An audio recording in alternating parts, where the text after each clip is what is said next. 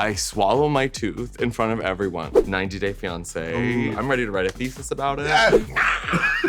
Kylie Jenner. Needs a steamer. Welcome to the Logo Spill Bar, where tea is always on the menu. Okay, I got a little tea for you.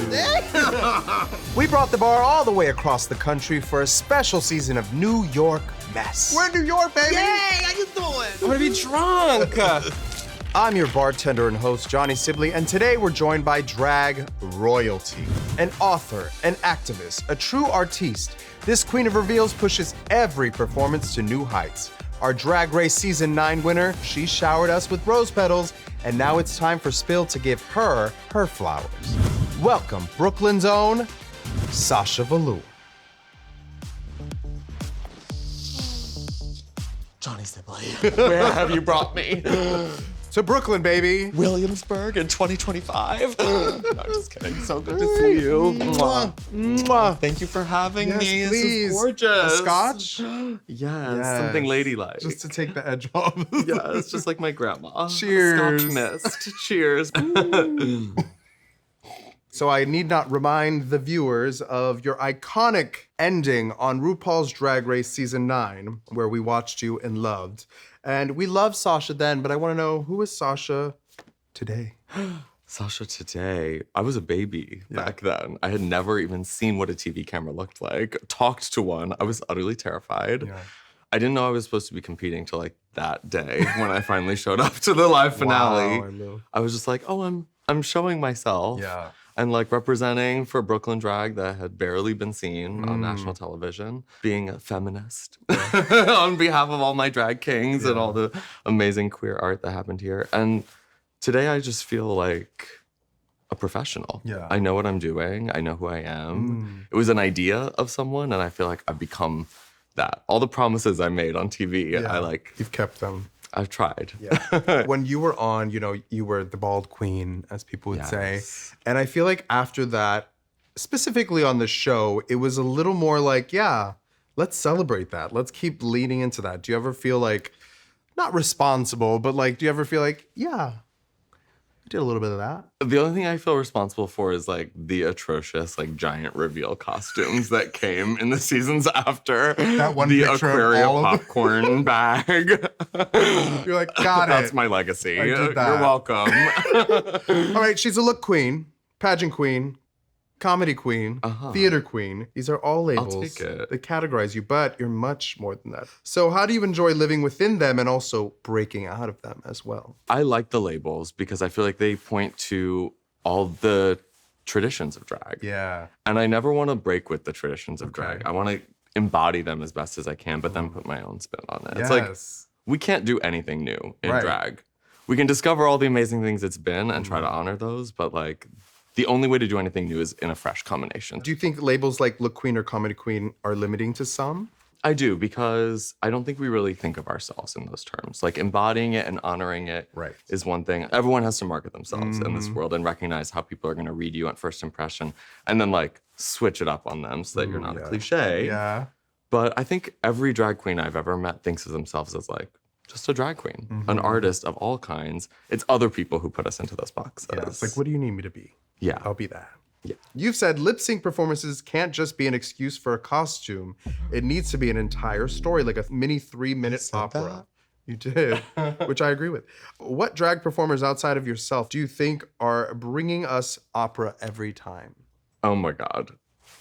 Latrice Royale is one of my favorite performers of all time. She just came to NIGHTgowns here in New York and performed Natural Woman, her iconic Drag Race lip sync that I feel taught every drag queen what a lip sync was all about. You tell a story, you don't even have to move. Yeah. You just tell the story with your face and your heart. Sasha Colby, one of my favorite drag performers of all time. She can just sit there and give you drama. She can also throw herself all over the goddamn stage. But there's always a character that she's building, a storyline. it's not just being the sexiest person you've ever seen. Yeah. But it doesn't hurt that Yeah. that's part of it. You both do this wonderful thing when it comes to music where you punctuate your performance in just the right ways, really selling a full breadth of a moment. It's so fun to watch. Thank you. Damn, no one's ever compared me to her before, so I would love that. So I know we're not supposed to talk about this, but hypothetically, if you were to be on a season of All Stars, All Winners, name one queen you'd absolutely love to see walk in the workroom and why. I would love to see someone from the international franchises. Okay. I love Lawrence Chaney. Ooh, so She's good. so funny, Yeah. so quick, so smart. I love Priyanka from Canada. We really bonded when we were facing homophobia together in Tennessee and Oklahoma. You will get close, yeah. I think that'd be really cute. Yeah. Who would you not want to see there? I do not want to see Trinity and Shea. I faced them once. like, Competing "I'm out." against them once was hard enough. Yeah. Plus, Okay, they've been on 3 seasons of Drag Race. I've only had 1. How is that fair? You are the queen of reveals. Please share with the class what the secret is to a gag-worthy reveal. It should be a surprise. So a coat that's clearly coming off does not qualify. And then the other thing is you need to like use your muscles when you do the reveal. It needs to be like fast and strong. We don't want any loosey-goosey. Yes. Like I'm dropping it here. It needs to be Yeah. like, That's a reveal. if you like rip the garment and destroy it and can never do the reveal again, that's a successful reveal. Speaking of reveals, your historic reveal during the So Emotional lip sync against Shea Coulee, where you gooped the audience with a cascade of rose petals underneath that wig, is many fans' favorite moment in Drag Race history. And maybe mine. But I need to know, what is your all-time favorite gag-worthy moment from all of the Drag Race universe? Casting Sasha Colby. It felt like it needed to happen for so many years. Everyone was so excited. Yeah. Like, sorry to everyone else on that season. None of the like Yeah. queens who'd been in the game cared about them at all. But so I'm like, Yeah, they were yeah. fantastic queens on that season, but she deserved a crown from before the show even came on the air. She is so wonderful and so great. But when she walked into that workroom, you would think she was just like all of the other girls, like Yes, that's how she is. you know, and she really just like was like one of the girls. And Yeah, she's very down to earth, as any drag queen could be. right. So I read your book, I'm like, The "Oh." Big Reveal, an illustrated manifesto of drag, and I realized, wow, bitch, you don't know shit about drag. One of my favorite things was just reading so many of these stories that you put in there that were like, wow, drag has really been all over the place for all of time. Why do you feel like it's important to share drag history with this newer audience? Well, that's the thing. When I started writing the book, I was like, this is for the fans of drag and the drag artists who want to know all the little intricate nerdy details that I've picked up trying to figure out where the hell we come from. But then drag started getting criminalized as I was writing this book. And I realized this now has to be a defense of this art form that I love, as well as a tribute for the people who already love it. Yeah. But I do feel like there's something about that history that defends why we belong on this planet. The fact that drag has shaped pop culture as we know it, has helped make theater and religion what we know it to be today. Religion. It goes that deep into the history of like world culture Yeah. that like queer people and gender fluidity has like literally given us everything that we know about being modern people. And that's why drag belongs part of the conversation, available for all ages. Built into culture, protected. Yes. Yeah. I really loved reading about your relationship, not only with your grandmothers, but with your parents. How did that shape you? So much. My grandma was such a drag queen. And she had gone to see the drag queens in San Francisco at like Finocchio's, the famous impersonator review. But yeah, she had sequins in her closet. She wore makeup and did her hour-long routine. And my mom could not have been more opposite. She was like a 70s feminist who was like no makeup, no heels. Armpit hair. Actually, no. Oh, okay. That's why I have armpit hair. We all gotta rebel somehow. But they accepted queer people, knew queer people. So I grew up knowing that there were people like me. But they also let me decide who I was and didn't try to force anything on me. when I wanted to be a princess. They had the tools, but they didn't make me jump to any conclusions. Yes, right. I love that too, because especially the day we're living in now, a lot of older people get a bad rap of like, oh, they're gonna not be okay with this. And you hear a lot of stories about like grandmothers and grandparents being like, I love you. You know, even sometimes when the parents aren't really getting it. Right. There's different fairy tales about queer people that is still, we're constantly surrounded by. And one is that like, no one from the past understands anything about queer things. This is totally new. Yeah. That's definitely not true. There have been, you know, ebbs and flows of knowledge about queer people.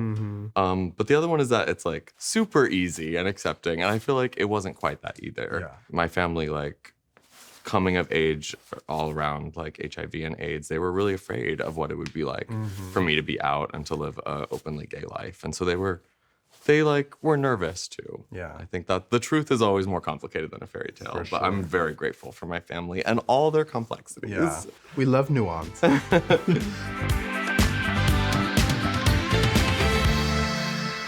Tell us, for the fans, what's one chaotic moment of your drag history that the fans would die to know? New York Fashion Week in 2018, we did like an all queer runway show. Nicki Minaj is in the front row. Baz Luhrmann, Whoopi Goldberg. That already like freaked me out. I'm hosting, can't get the microphone out of the stand. I finally pull it out. It smashes me in the mouth, breaks my tooth. No. I swallow my tooth in front of everyone. I drop all my notes. I have no idea what I'm saying. So I just tell them about how I've just broken my tooth. They all laugh. They think I'm joking. And my tooth is still chipped to this day. Word. What a story. And I go back there and somehow have risked my dental health. Dresses that float in the air, video projections, illusions, stage tricks, walking art pieces. You embody the concept of everything is drag. But tell me, what's one thing that you're like, nope, not drag, not art? When misogynistic straight men dress up in drag to make fun of women. Ooh. That's not drag. We're talking to you, Rudy Giuliani and Donald Trump. We thought know, you ate?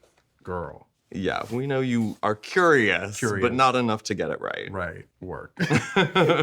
You're an international diva touring the world with your One Queen theater show since 2019. But when the diva comes home and you're all alone, or with Johnny, what are you watching? Are you in slippers, in a nightgown? Are you in underwear? Like, what's the vibe at home?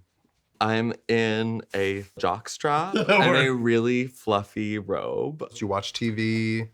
Watch all the TV. Yeah. What's one thing you're like, I'm embarrassed to tell people I watched? Oh, I have no embarrassment about anything. I watched 90 Day Fiancé. I think that's an important cultural text so that I'm getting inspiration. I'm ready to write a thesis about it. Yes!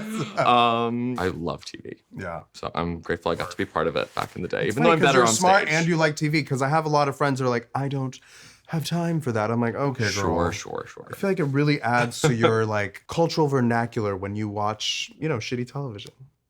Like this show. This is a web program. Right. All right. You certainly know your way around a gown and how to make it art. So we're gonna play a fun little game with you. Here's how it works. I'm gonna show you some artful looks from the Met Gala. And in the spirit of Aretha Franklin, you have to respond with one word or beautiful gowns. Are you ready to play? I'm ready Beautiful to play. nightgowns. Ooh, I put that little remix on it for you. All right. Zendaya. Oh my God. Watercolor. It's high art. Yes. Texture. Your moment. Makeup. It's perfect. Okay, Billy Porter. That was camp. Someone understood the assignment, and it was only Billy Porter, as per usual. Oh, Miley Cyrus. Miley Cyrus. Oh, this is understated for Miley. Beautiful gowns. Beautiful gowns, Miley. Who was this? Oh, that is Jared Leto. Oh, Jared Leto. That's disturbing. Like many things Jared Leto does. Period. Kylie Jenner. Needs a steamer. No, it's very hard fabric. Yeah. Oh, my girl, Katy Perry. Katy Perry. I didn't like this, but It seems like something I would wear, but I would look back with regret on myself wearing that. And that's how I feel she probably feels about it. Yeah. Beautiful gowns, but it's not a beautiful gown. Harry Styles. Harry Styles, beautiful gowns, beautiful lace. Oh, who's this? Oh, Taylor Swift. Right? Huh, wow. That is the worst thing you've showed me. But she is, very important pop cultural figure, but what are we looking at? Is it a beautiful gown? It's a beautiful gown. Aretha said that about Taylor too. Look at that, you and Aretha. Oh, that's who it's about? Aquaria. No, this was legendary. We gotta let her have it. Like, the detail, the fashion, it wasn't exactly camp, but just her being there was the representation we were looking for that year. Simone, icon. I love this. It's giving RuPaul. Yes, Mother Ru. And last but not least, Violet Chachki. I love this. Everything about it. The glove. It needs a little nail at the end of it, but that's Jeremy Scott's fault, not hers. Jeremy, you have something to answer for her. Right? And that was beautiful nightgowns. All right, let's get serious for a moment. Astrology. Yes. I know you're a Cancer, so do you cry a lot? I don't cry a lot. Oh. I got all my tears out before the age of 10 when I pretty much didn't stop crying. Wow. Oh, this takes us back to Katy Perry. My first memory is a chandelier seen through tears. And I feel that really set the tone for like the kind of human being that I am. What do you think is the best and worst sign? I do love water and air signs. Okay. I get along with Aries. My partner Johnny is an Aries, but that's who I have the most conflict with, is with Aries. Well, Aries like to tussle. So the people that I fight with, I also get closest with. You have it in you. And have it in me. Hey, so to speak. You are in a long-term relationship with Mr. Johnny Velour. And the two of you have not only lived together, you love together, and you also work together. Oh, yes. Do you all try to keep it personal and professional and separate, or do you ever just bone backstage? Why is that not professional? I agree. We have boned backstage. Really? Yes. That's so fierce. On my insistence, I think. Oh, okay. Insistence. But just a couple times. Just a couple. Yeah, only when In there's the green extra room time. or like literally back behind the curtain? In like a bathroom. Okay, work. You and your partner Johnny have performed together many, many times, and Johnny is just as expressive as you are, which begs the question, who has crazier expressions in bed? Johnny says he does.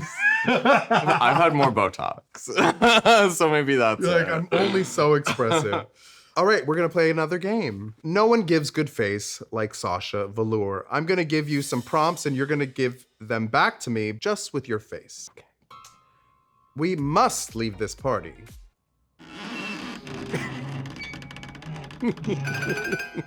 Please get this person to stop talking to me. It's like the same pace.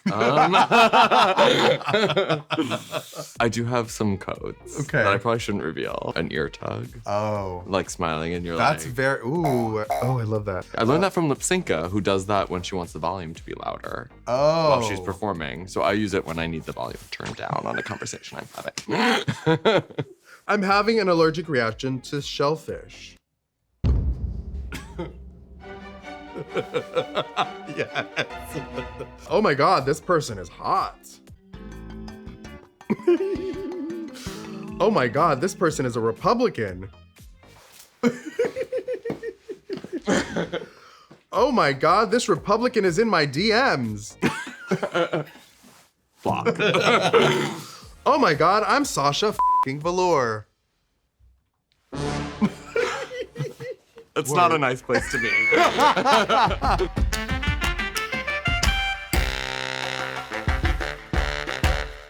You've said, I think queer people are allies to the straight community as well, and that what we stand for should make the world a more free place for everyone.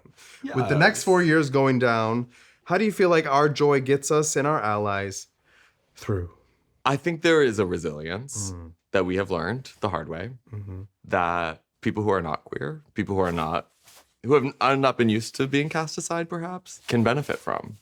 Because there's a way that you can just try to make something happen, make your own little community within the community that has the values that you believe in so that you can survive 4 years, as the case may be. Raise money, be able to feed yourself, support your healthcare needs, have housing, all the things that are not a guarantee in this world. We've found a way to somehow like take care of each other. So we can take care of the straights too. Yeah, we can. And I feel like we do even by proxy, you know, like we're just, I think that's sometimes why we have such a fight sometimes, because we show people what the possibilities could be. Because a lot of straight people are like, ooh, I want a little bit of that. And then some are like, I can't do that. You shouldn't be able to either. That's always, so don't do that. Enjoy. Cheers to being queer for the next 4 years. Cheers. Forever. Queerness.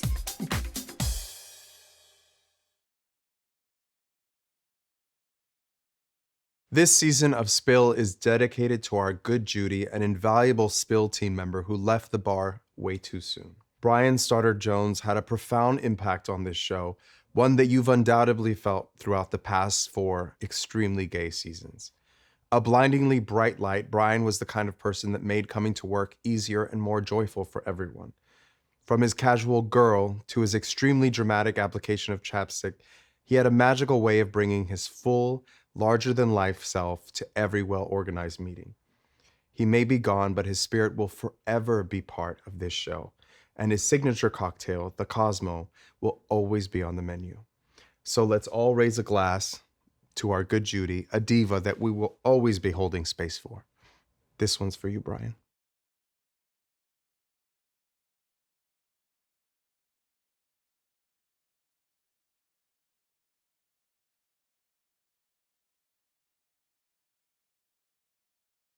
You're watching Logo Spill. Please subscribe.